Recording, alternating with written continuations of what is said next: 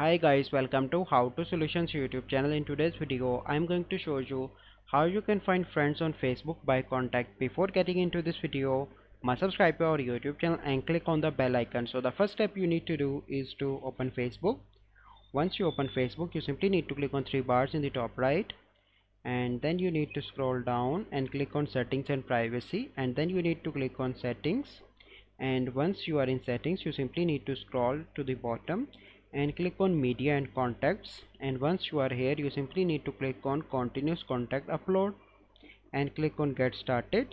And now it is synchronizing, so you need to wait for few seconds, and these are all your contacts shown to you here. So wait for few seconds and it will be shown to you, as you can see that. So this is our process by which you can find friends by contact. I hope you find this video helpful. If you find this video helpful, must like this video, subscribe to our YouTube channel for future videos. We'll see you in the next video. Thank you, have a good day.